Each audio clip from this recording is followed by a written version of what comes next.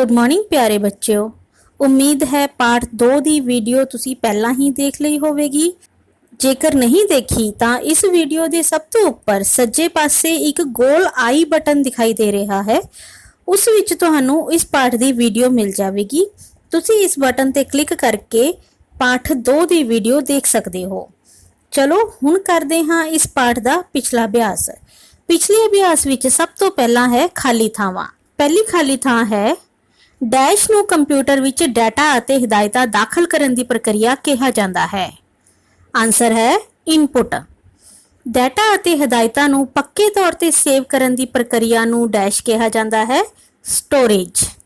Data ਨੂੰ process ਕਰਕੇ ਮਹੱਤਵਪੂਰਨ ਸੂਚਨਾ ਪ੍ਰਾਪਤ ਕਰਨ ਦੀ ਪ੍ਰਕਿਰਿਆ ਨੂੰ ਡੈਸ਼ ਕਿਹਾ ਜਾਂਦਾ ਹੈ ਪ੍ਰੋਸੈਸਿੰਗ।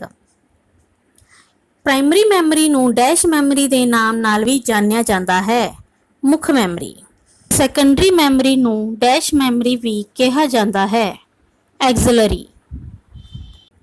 ਅੱਗੇ ਹੈ ਸਹੀ ਗਲਤ। ਪਹਿਲਾ ਹੈ ਕੰਪਿਊਟਰ ਇੱਕ ਇਲੈਕਟ੍ਰੋਨਿਕ ਮਸ਼ੀਨ ਹੈ। ਸਹੀ। ਕੰਪਿਊਟਰ ਵਿੱਚ ਡਾਟਾ ਅਤੇ ਹਦਾਇਤ ਦਾਖਲ ਕਰਨ ਦੀ ਪ੍ਰਕਿਰਿਆ ਨੂੰ ਆਉਟਪੁੱਟ ਕਿਹਾ ਜਾਂਦਾ ਹੈ ਗਲਤ। ਪ੍ਰੋਸੈਸਿੰਗ ਦੇ ਵਿਚਲੇ ਨਤੀਜੇ ਸਟੋਰੇਜ ਵਿੱਚ ਸਟੋਰ ਹੁੰਦੇ ਹਨ। ਸਹੀ। ਕੰਟਰੋਲ ਯੂਨਿਟ ਅੰਕ ਗਣਿਤ ਅਤੇ ਲੌਜੀਕਲ ਕੰਮ ਕਰਦਾ ਹੈ ਗਲਤ। ਮੈਮਰੀ ਦੋ ਤਰ੍ਹਾਂ ਦੀ ਹੁੰਦੀ ਹੈ ਪ੍ਰਾਇਮਰੀ ਅਤੇ ਸੈਕੰਡਰੀ। ਸਹੀ। ਅੱਗੇ ਹੈ ਪੂਰੇ ਰੂਪ ਲਿਖੋ ਜਾਂ ਫਿਰ ਫੁੱਲ ਫਾਰਮਸ। ਸਭ ਤੋਂ ਪਹਿਲਾ ਹੈ CPU। ਬੱਚੋ ਤੁਸੀਂ CPU ਦਾ ਪੂਰਾ ਨਾਮ ਤਾਂ ਜਾਣਦੇ ਹੀ ਹੋਵੋਗੇ, ਸੈਂਟਰਲ ਪ੍ਰੋਸੈਸਿੰਗ ਯੂਨਿਟ। ਅਗਲਾ ਹੈ ALU अर्थमैटिक लॉजिक यूनिट। आगे है CU control unit. MU memory unit. RAM RAM random access memory. ROM ROM read only memory. हुण अगे है छोटे प्रश्न। छोटे प्रश्नों ਵਿੱਚ ਸਭ ਤੋਂ ਪਹਿਲਾ ਪ੍ਰਸ਼ਨ ਹੈ ਕੰਪਿਊਟਰ ਦੇ ਮੁੱਢਲੇ ਕੰਮਾਂ ਦਾ ਚਿੱਤਰ ਬਣਾਓ। ਬੱਚੋ ਤੁਸੀਂ ਇਸ ਡਾਇਗਰਾਮ ਨੂੰ ਦੇਖ ਕੇ ਇਸ ਨੂੰ ਆਪਣੀ ਕਾਪੀ ਉੱਪਰ ਬਣਾ ਸਕਦੇ ਹੋ। ਅਗਲਾ ਪ੍ਰਸ਼ਨ ਹੈ CPU ਦਾ ਬਲਾਕ ਚਿੱਤਰ ਬਣਾਓ ਅਤੇ ਇਸ ਦੇ ਭਾਗਾਂ ਦੇ ਨਾਮ ਲਿਖੋ। CPU ਦੇ ਭਾਗਾਂ ਦੇ ਨਾਮ ਹੈ arithmetic logic unit, control unit ਤੇ ਮੈਮਰੀ ਯੂਨਿਟ। ਤੇ ਬੱਚੋ ਜੋ ਤੁਹਾਨੂੰ ਸਾਹਮਣੇ ਇੱਕ ਚਿੱਤਰ ਦਿਖਾਈ ਦੇ ਰਿਹਾ ਹੈ ਇਹੀ ਹੈ CPU ਦਾ ਬਲਾਕ ਚਿੱਤਰ, ਜਿਸ ਨੂੰ ਦੇਖ ਕੇ ਤੁਸੀਂ ਆਪਣੀ ਕਾਪੀਆਂ ਉੱਪਰ ਬਣਾ ਸਕਦੇ ਹੋ। ਤੀਸਰਾ ਪ੍ਰਸ਼ਨ ਹੈ ਮੈਮਰੀ ਬਾਰੇ ਜਾਣਕਾਰੀ ਦਿਓ ਅਤੇ ਮੈਮਰੀ ਦੀਆਂ ਦੋ ਕਿਸਮਾਂ ਦੇ ਨਾਮ ਲਿਖੋ। ਉੱਤਰ ਹੈ ਮੈਮਰੀ ਕੰਪਿਊਟਰ ਸਿਸਟਮ ਦਾ ਇੱਕ ਅਹਿਮ ਭਾਗ ਹੈ। ਇਸ ਵਿੱਚ ਪ੍ਰੋਸੈਸਿੰਗ ਲਈ ਡਾਟਾ ਅਤੇ ਹਿਦਾਇਤਾਂ ਨੂੰ ਰੱਖਿਆ ਜਾਂਦਾ ਹੈ। ਕੰਪਿਊਟਰ ਸਿਸਟਮ ਵਿੱਚ ਦੋ ਕਿਸਮ ਦੀ ਮੈਮਰੀ ਹੁੰਦੀ ਹੈ ਪ੍ਰਾਇਮਰੀ ਮੈਮਰੀ ਤੇ ਸੈਕੰਡਰੀ ਮੈਮਰੀ। ਅਗਲਾ ਪ੍ਰਸ਼ਨ ਹੈ ਲੈਪਟਾਪ ਬਾਰੇ ਜਾਣਕਾਰੀ ਦਿਓ। ਉੱਤਰ ਹੈ ਇਹ ਇੱਕ ਪੋਰਟੇਬਲ ਪਰਸਨਲ ਕੰਪਿਊਟਰ ਹੁੰਦਾ ਹੈ। ਇਹ ਵਜ਼ਨ ਵਿੱਚ ਹਲਕਾ ਤੇ ਆਕਾਰ ਵਿੱਚ ਛੋਟਾ ਹੁੰਦਾ ਹੈ। ਇਸ ਨੂੰ ਅਸੀਂ ਆਪਣੀ ਗੋਦ ਵਿੱਚ ਰੱਖ ਕੇ ਵੀ ਚਲਾ ਸਕਦੇ ਹਾਂ। ਇਸ ਦੀ ਆਪਣੀ ਬੈਟਰੀ ਵੀ ਹੁੰਦੀ ਹੈ ਜਿਸ ਦੀ ਸਹਾਇਤਾ ਨਾਲ ਅਸੀਂ ਇਸ ਨੂੰ ਬਿਨਾਂ ਬਿਜਲੀ ਤੋਂ ਕਾਫੀ ਲੰਬੇ ਸਮੇਂ ਤੱਕ ਚਲਾ ਸਕਦੇ ਹਾਂ। ਲੈਪਟਾਪ ਨੂੰ ਆਸਾਨੀ ਨਾਲ ਇੱਕ ਥਾਂ ਤੋਂ ਦੂਜੀ ਥਾਂ ਤੇ ਲਿਜਾਇਆ ਜਾ ਸਕਦਾ ਹੈ। ਤੇ ਆਖਰੀ ਛੋਟਾ ਪ੍ਰਸ਼ਨ ਹੈ ਟੈਬਲੇਟ ਕੀ ਹੁੰਦਾ ਹੈ। ਇਹ ਇੱਕ ਬਹੁਤ ਹੀ ਪਤਲਾ ਪੋਰਟੇਬਲ ਕੰਪਿਊਟਰ ਹੁੰਦਾ ਹੈ। ਇਸ ਨੂੰ ਆਮ ਤੌਰ ਤੇ ਬੈਟਰੀ ਨਾਲ ਸਪਲਾਈ ਦਿੱਤੀ ਜਾਂਦੀ ਹੈ। ਇਸ ਦੀ ਸਕਰੀਨ ਟੱਚ ਸਕਰੀਨ ਹੁੰਦੀ ਹੈ ਜੋ ਕਿ ਇਸ ਨੂੰ ਇਨਪੁਟ ਪ੍ਰਦਾਨ ਕਰਨ ਦਾ ਕੰਮ ਕਰਦੀ ਹੈ। ਟੈਬਲੇਟ ਨੂੰ ਆਸਾਨੀ ਨਾਲ ਇੱਕ ਥਾਂ ਤੋਂ ਦੂਜੀ ਥਾਂ ਤੇ ਲਿਜਾਇਆ ਜਾ ਸਕਦਾ ਹੈ। ਬੱਚੋ ਇਹ ਸੀ ਪਾਠ 2 ਦੇ ਛੋਟੇ ਪ੍ਰਸ਼ਨ। ਅੱਗੇ ਹੈ ਵੱਡੇ ਪ੍ਰਸ਼ਨ। ਵੱਡੇ ਪ੍ਰਸ਼ਨਾਂ ਵਿੱਚ ਸਭ ਤੋਂ ਪਹਿਲਾ ਹੈ ਕੰਪਿਊਟਰ ਦੇ ਮੁੱਢਲੇ ਕੰਮਾਂ ਬਾਰੇ ਜਾਣਕਾਰੀ ਦਿਓ। ਕੰਪਿਊਟਰ ਦੇ ਮੁੱਢਲੇ ਕੰਮ ਹੇਠ ਲਿਖੇ ਅਨੁਸਾਰ ਹਨ। ਸਭ ਤੋਂ ਪਹਿਲਾ ਹੈ ਇਨਪੁਟ। ਇਹ ਕੰਪਿਊਟਰ ਵਿੱਚ ਡਾਟਾ ਅਤੇ ਹਦਾਇਤਾਂ ਦਾਖਲ ਕਰਨ ਦੀ ਪ੍ਰਕਿਰਿਆ ਹੈ। ਅਗਲਾ ਹੈ ਸਟੋਰੇਜ।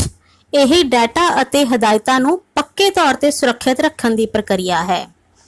ਅੱਗੇ ਹੈ ਪ੍ਰੋਸੈਸਿੰਗ, ਇਹ ਡਾਟਾ ਉੱਪਰ ਕੰਮ ਕਰਨ ਦੀ ਪ੍ਰਕਿਰਿਆ ਹੈ।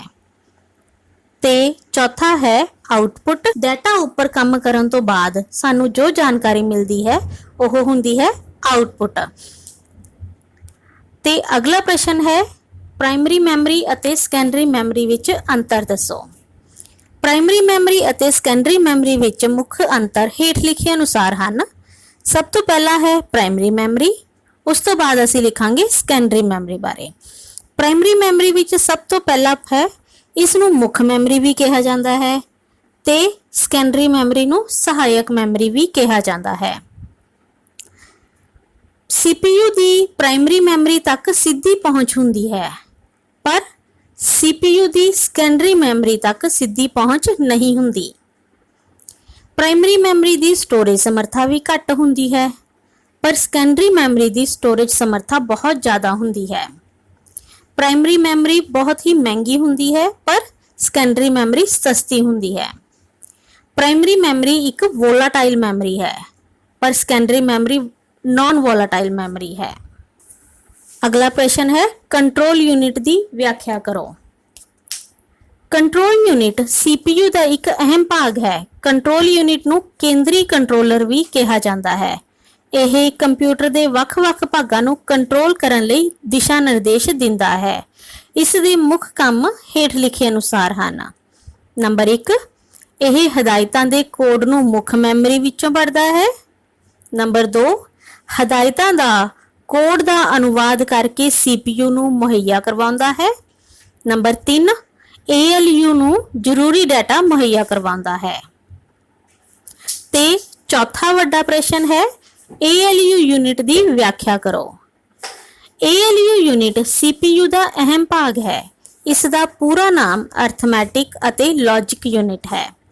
ਇਸ ਨੂੰ CPU ਦਾ ਬਿਲਡਿੰਗ ਬਲਾਕ ਵੀ ਕਿਹਾ ਜਾਂਦਾ ਹੈ, ਕਿਉਂਕਿ ਇਹ ਬਲਾਕ ਹਦਾਇਤਾਂ ਦਾ ਪਾਲਣ ਕਰਦਾ ਹੈ। ਇਹ ਹੇਠ ਲਿਖੇ ਕੰਮ ਕਰਦਾ ਹੈ। ਨੰਬਰ 1, ਇਹ ਅਰਥਮੈਟਿਕ ਕੰਮ ਜਿਵੇਂ ਕਿ ਜੋੜ, ਘਟਾਓ, ਗੁਣਾ, ਭਾਗ ਆਦਿ ਦਾ ਕੰਮ ਕਰਦਾ ਹੈ। ਤੇ ਦੂਸਰਾ, ਇਹ ਲੌਜੀਕਲ ਕੰਮ ਜਿਵੇਂ ਤੋਂ ਘੱਟ, ਤੋਂ ਵੱਧ, ਬਰਾਬਰ ਆਦਿ ਦਾ ਕੰਮ ਕਰਦਾ ਹੈ। ਬੱਚੋ, ਉਮੀਦ ਹੈ ਤੁਹਾਨੂੰ ਪਾਠ 2 ਦਾ ਪਿਛਲਾ ਅਭਿਆਸ ਚੰਗੀ ਤਰ੍ਹਾਂ ਸਮਝ ਆ ਗਿਆ ਹੋਵੇਗਾ ਤੇ ਹੁਣ ਤੁਸੀਂ ਇਸ ਨੂੰ ਆਪਣੀ ਕਾਪੀਆਂ ਉੱਪਰ ਲਿਖ ਸਕਦੇ ਹੋ।